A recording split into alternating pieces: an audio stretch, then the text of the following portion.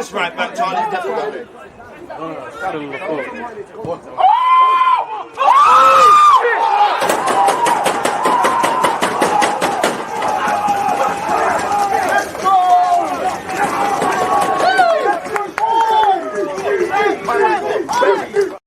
People deluded, I'm back again. Come on, Ian, man. Come on.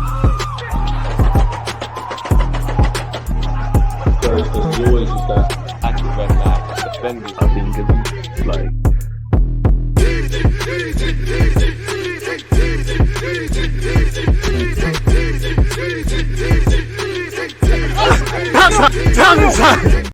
Are we live? Of course I'm live. People, deluded, I'm back again. Let's get straight into it. Obviously, I've got my favourite up here, tapping Tobs. Tobs, what are you saying, man? It's North London Derby week, mate. Yeah, I'm good, man. I'm good. Thanks for having me on, man. Yeah, you know how it gets this week, man. It's busy as hell, and everyone's just, as each day goes by, everyone gets more and more nervous, right? Because it's not a fixture for the faint-hearted at all. Hello. You didn't lie at all, man. And for me, fam, I can't lie to you.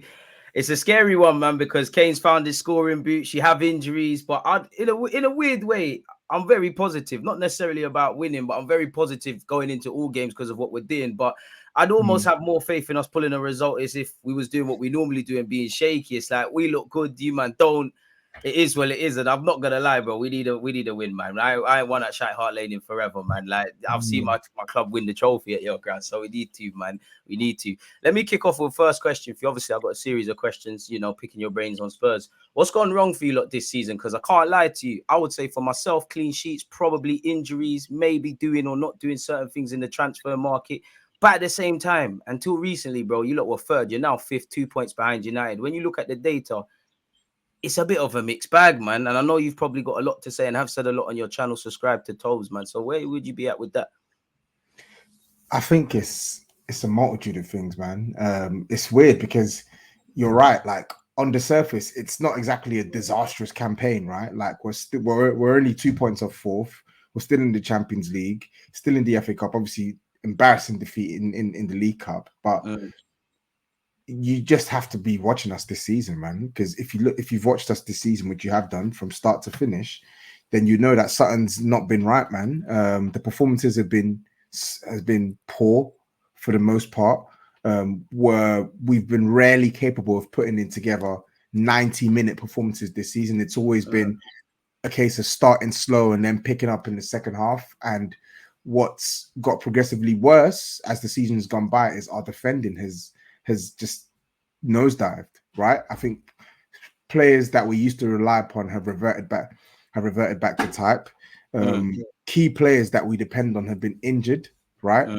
And on top of that, I think Antonio Conte has not managed the squad well enough. I don't think he has. If you compare it to last season, if you look at his managerial, his coaching performance, I don't think he's done anywhere near as good as I expected him to do this season. I don't think it's all been bad for Conte, but I think if I'm judging him based off what I expect and what I grew accustomed to, especially in the back end of last season, the form that got us top four, I don't think he's performed well enough, man. And then the transfer window as well. The transfer window, I don't think we had a bad transfer window. I thought our transfer window was all right, but the problem with our transfer window was it started off really well and ended poorly. And we look at key positions that Spurs needed. The most crucial part of our team, alongside of our midfield, was our defense that needed fixing. Right, we signed Basuma in the midfield, which was fantastic business.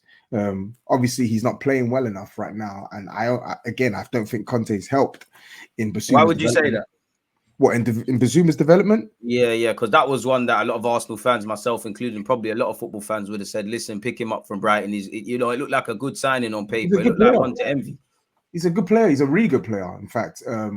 But the reason why I say Conte hasn't helped Basuma is because I don't think Conte has given him the platform to perform to his best ability, right?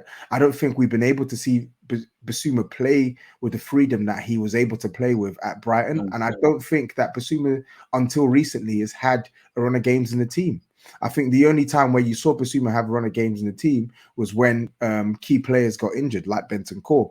or like, he ran Højbjerg and Bentancur into the ground pretty much the whole season. He's not really rotated the midfield well enough. It's only until recently that Basuma's had game time, right? So I just don't think he's been given enough of an opportunity to build a rhythm. But at the same time, I think Basuma has to also take accountability for his performances and play to the standard that we expect for a player of his caliber.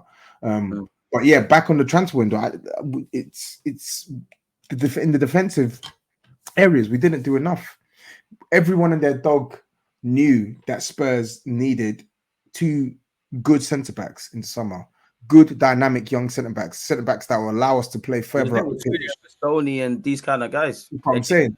Centre backs that will allow us to play further up the pitch and can defend in isolation, similar to Romero. Romero is the only one I can feel safe enough to put in a high line playing centre back, or put in a higher line than we normally playing centre back, and I feel like he'll do his job. Yeah, he may be caught a couple of times, but he'll do his job. Playing with a high line. Exactly. So the centre back that we got in Longley, he's been good, but he is not a defender that I want playing on the halfway line because he'll get murdered. Dyer can't do it. Davies can't do it. Sanchez is not good enough. Tanganga's not good enough. He wanted Tanganga gone in the summer, and yet Tanganga started against Brentford off the back of the World Cup. So in a nutshell, although we gave him some of the players he wanted, some of the players that we needed in crucial positions we didn't get. And our defense has been our Achilles heel over the past couple of months. That's the one thing that's been deteriorated. As a unit, we don't play. As a unit, we don't defend well. But individually, we've made so many mistakes in the last 2 to 3 months. Goalkeepers, centre backs, wing backs, midfield. We've made terrible, terrible mistakes, and it's cost us, man. It's cost us. And then when you add the injuries on top, when you add Conte's mismanagement of the team, when you add the fact that Son's been out of form all season, when you add the fact that Kulusevski, who's our creative hub, hasn't been around for a couple of weeks, when you add the fact that Richarlison, our 60 million signing, hasn't been available, and even when he has been available, he's not scored or he's not been deployed in his most optimal position, you get the situation in front of you. So where would that place you with, obviously, because I've obviously been in a situation similar to this. I know it appears that we're getting over the line with Arteta, and I'm happy, testament to what he's doing. But initially, it was a bit of a rocky road with player relations, with, these questions that you're basically saying, the issue with Spurs. These were things that were reflected in Arsenal under Arteta initially to a degree, and I'd say more so Unai Emery. So who would be to blame then? Because I know your fans aren't necessarily happy with your ownership, and there's rumors of Qatari investment. To a degree, I feel based on what you've said and what I kind of believe, to a degree, Conte has, just not managed his squad as well as he could. He hasn't. Conte has to take a lot of blame. 100%. He has to take a lot of blame. He's ultimately, fair enough, he's not been given the full squad he wanted, but he's been given a squad that's good enough to have played better against some in comparison to the games that we've put up this season, right? You look at games against Bournemouth that we won, Aston Villa that we lost, Brentford that at home as well, I'd say. Sporting Lisbon at home, Sporting Lisbon away. I'm trying to think of other matches where we've just struggled, man. Nottingham Forest getting dumped out in the League Cup. Like, we have bozos in this team that let us down, but fundamentally, we have a manager who this season has been way too hesitant. Not adhering to his historic high standards and things. So that's where I look at it, because it feels like a guy that's standing in the rain and got no umbrella, got no jacket, and you're kind of crying that you're wet to a degree. And you mentioned defensively, I think it's seen the amount of times you lot concede first and the lack of clean sheets, things you would attribute to Conte and an Italian manager just haven't been there regardless of recruitment. So fundamentally on that, then, are you blaming Conte? Are you blaming the club as a collective? Because again, to a degree, the mentality comes from the ownership, I guess, or our company, the CEO. 100%. It can't all be Conte's culpable, but he's not solely to blame, right? Like in situations like Jed Spence, for instance, we can definitely put blame on Conte because we get it. You may not think Jed Spence is experienced enough, but when you're watching Emerson week in, week out and seeing that this guy is painfully poor as a wing back and you don't want to do anything about it, or you're playing Matt Doherty, who's better, but just isn't dynamic enough to play that wing back role to the best that we need it to, and you have Spence there, but you won't play him, then the blame falls on Conte. But then you have to ask yourself a question. This club, they knew we needed serious reinforcements at the back. They didn't do it. They knew we needed proper cover for Kulusevski. They didn't do it.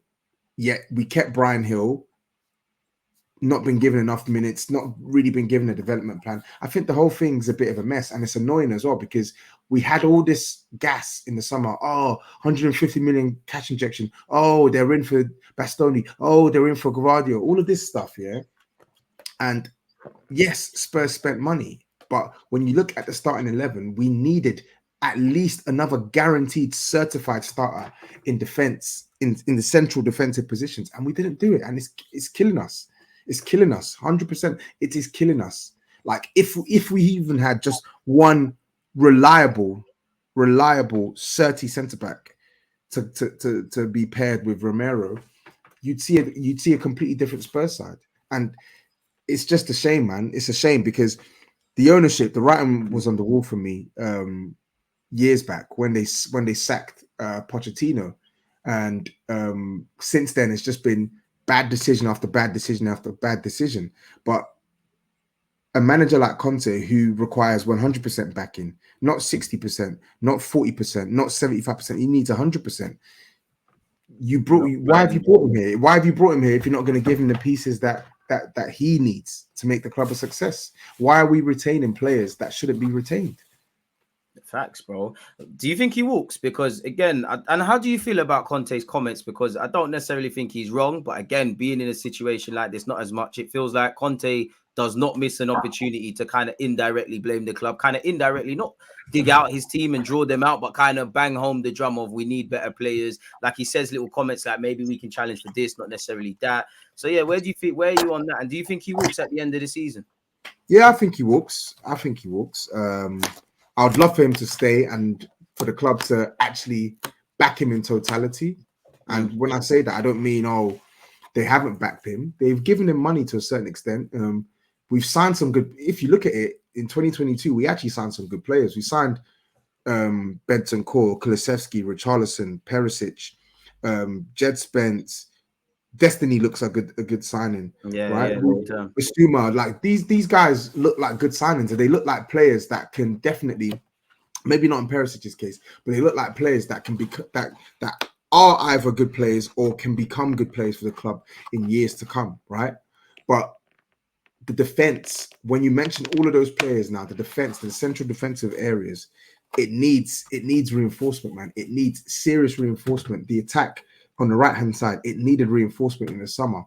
The midfield, we needed a creative midfielder. Like, we need these things to make ourselves better.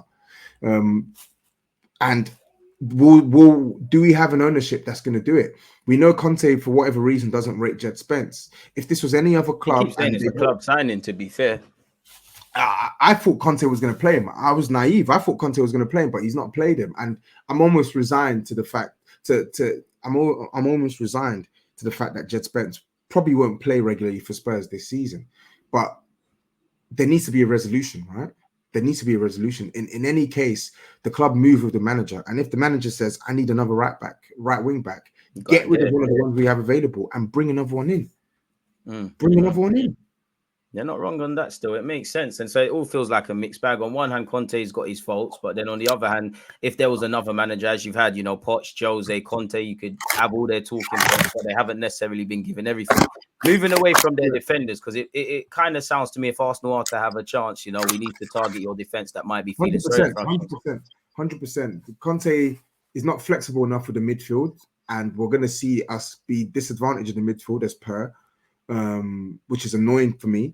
But fundamentally, we don't have good defenders. And I think if we play a system, which we have done this season, that exposes our defenders, right, we're going to get killed, bro. We're going to get killed defensively. We just got to hope that we can execute a game plan that can limit your key men and can allow us to flex our muscles when it comes to our better players as well. Because I'm looking at it, I'm thinking, yeah, your defense, again, Arsenal are in form. As I said at the start, regardless of who we play, I felt the most confident I've ever had been as an Arsenal fan, just due to what we're doing and the mentality and all them other things. So it doesn't matter who we're playing. But if we break it down, you know, we're one of the top goal scorers in the Prem. We haven't failed to, you know, I think Newcastle were the first time in a while that we failed to score. Now, obviously, Newcastle look better coached under Eddie Howe at this moment in time, but they was with a low block. They kind of suffocated us. And on that day, they might have caught us on a good day. We couldn't really break them down. So I do think there is some sort of inspiration Spurs could probably take from that. If you can't get yourself up for a North London derby, all of them should hand in their P45. I do think the midfield battle, because I think if Bentancur isn't there, then you're in trouble. If he's by himself, then there's not too much going forward. You've got Højbjerg and them kind of guys, but they're really just going to foul us. What do you make of Son and Kane's form post-World Cup? Because at the end of the day, Kane's scoring, but there is some critics, and a lot's made of Son's goal drought or you know, whatever it is with it. What do you make of your attackers in that sense? I think Kane has not performed by his standard to the level that he's capable of in terms of his all-round performance. I don't think we've seen a 10 out of 10 Harry Kane in terms of the player, right? But in terms of the striker, we've seen a 10 out of 10 Harry Kane. Like, irrespective of how poorly he's playing in the game, still getting numbers, really. He's taken one or two chances and bang, it's in the back of the net. So I think I can commend him for that. I can criticize Harry Kane because there are games where we need him to step up and be Kane the goal scorer and Kane the all-round game player, right? But at the same time, the guy's got 15 league goals in 18 appearances. Yeah, that's what I'm saying. When you look at the numbers, like, exactly, you got to have high contacts, but they don't lie. Exactly. Kulusevski's been injured a lot. Otherwise, he would be someone who I would shout out. The wrong North London club, man. He should be in Red Bull. That guy's he's a baller, man. Player, fam. He's a baller. He's a serious baller, and we've missed his presence, right? Richarlison, I think he's a good player. He's obviously not scored his first Premier League goal for us, but I think he's missed like 7 or 8 weeks of football this season, which is not ideal. And that meant we've had to, despite us spending 60 million in the attacking area, we've basically had to go into another season relying on Son and Kane to do it. And Kane has been delivering, Son hasn't. Son has been diabolical this season, man. I don't know what's up with him. I can't put my finger on it. Like, he's normally a confidence player, so he does have his moments where he's goes really poor, patches of real brilliance, and then he's really, really good, right? Last year, I'd probably say is the best year he had in terms of spreading out his goals. Normally, it's quite a boom, then it's like a lull, then a boom. But last year, he had a decent spread, right?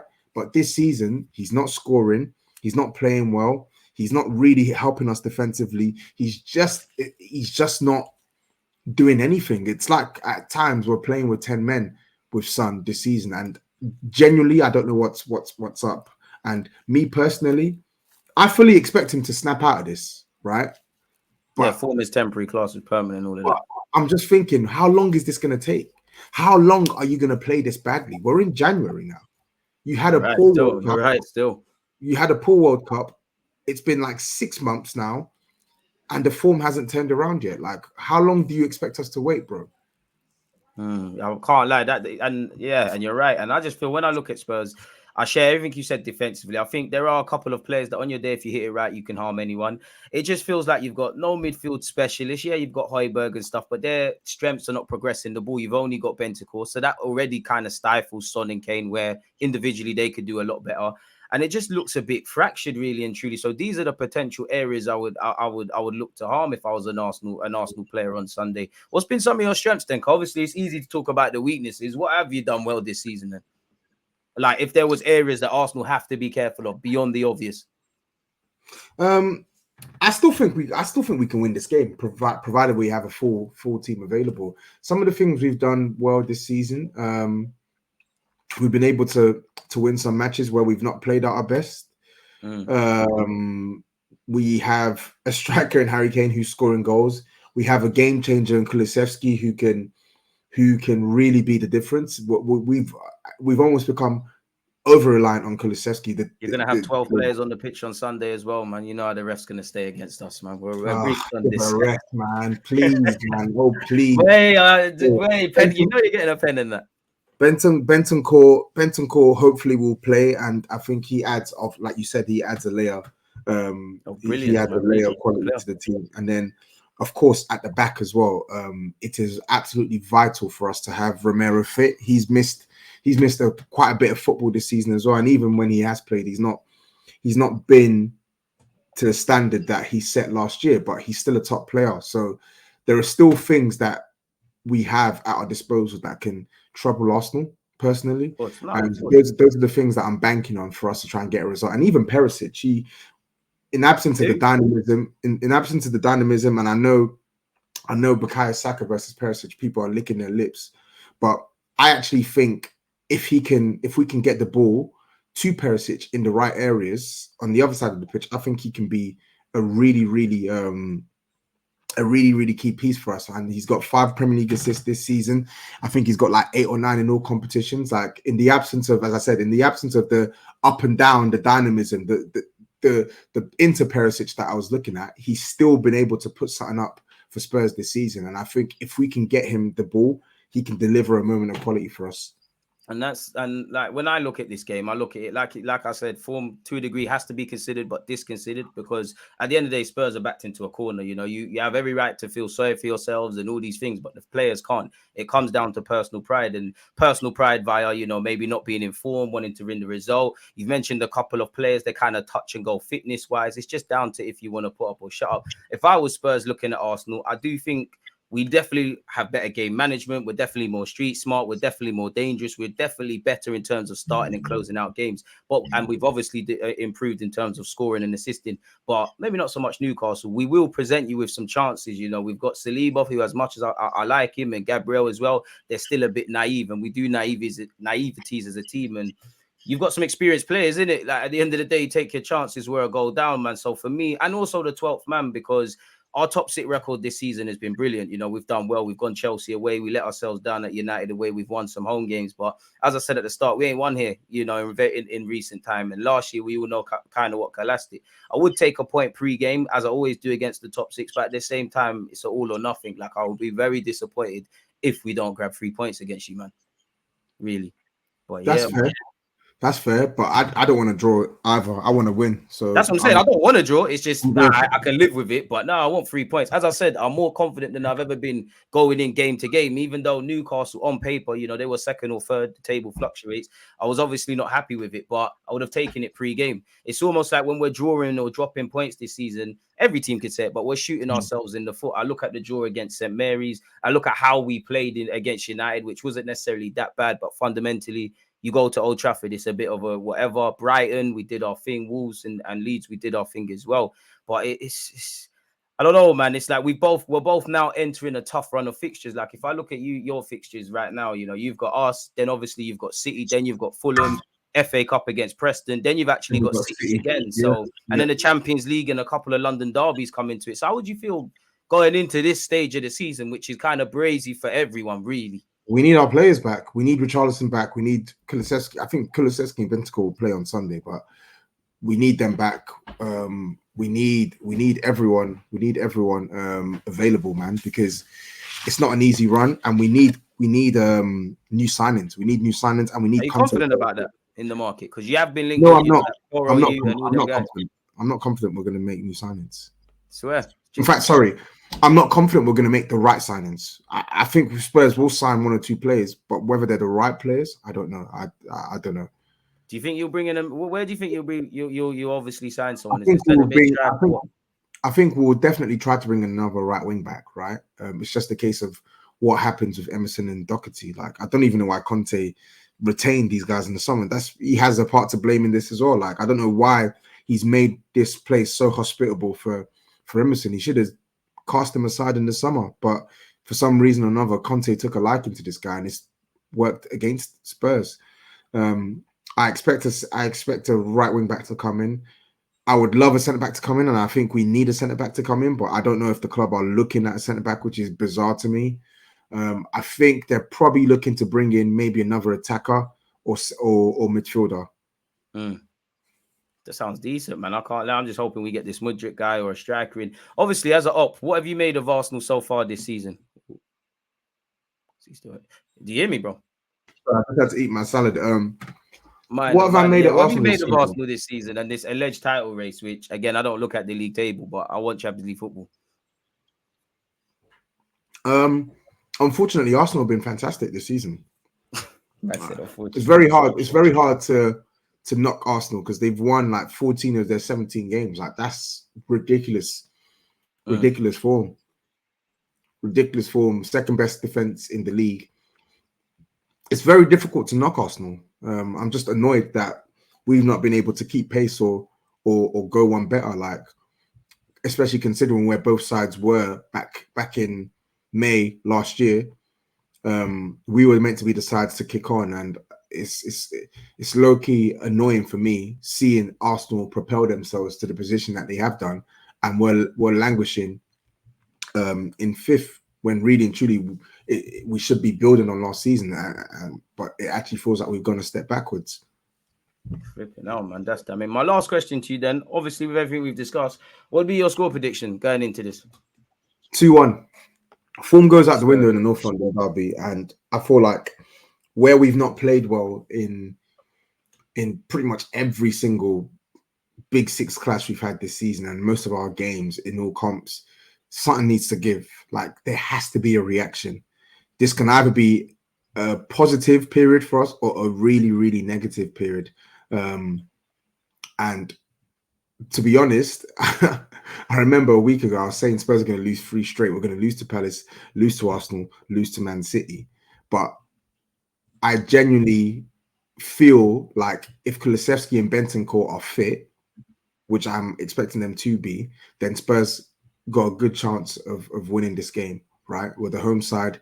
And we need to actually finally put in a proper performance. So I'm going to go for a 2-1 win, but it's more of a hopeful one, but I'm going to go for it anyway. With the home side, I can't back us to lose, man. That's a joke. So exactly, like he said, like for me, obviously it's Spurs in. It's the one game you can't sit on the fence for. So I'm going to go 2-1 Arsenal. I do think we'll concede. I do want to see us difficult to break down because you haven't necessarily done that. I do want us to ask questions of your defense. I do want us to score early because, as you said, we're playing away from home.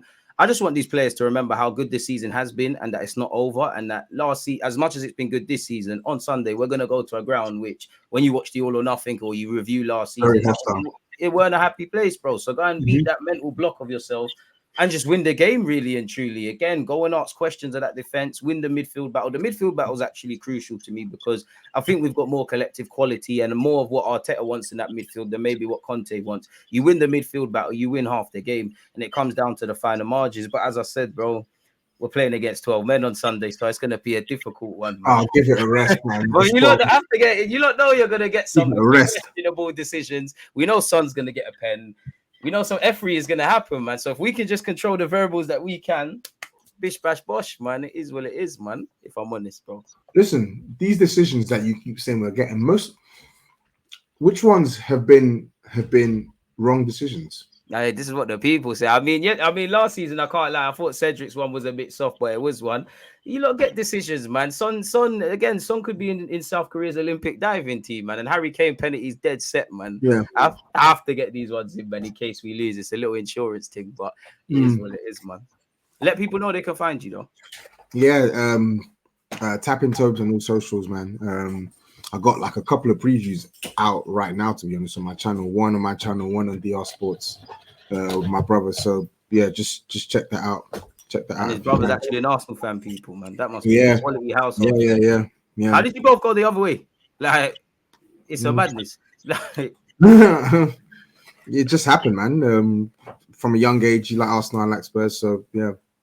I hear you, man. I hear you. So yeah, people, make sure you subscribe to Tapping Tobs. You follow him on all the socials. Make sure you smash the like button and the rest of it. And now people are gone in it. Really safe. Peace. There's always just that active red line defenders.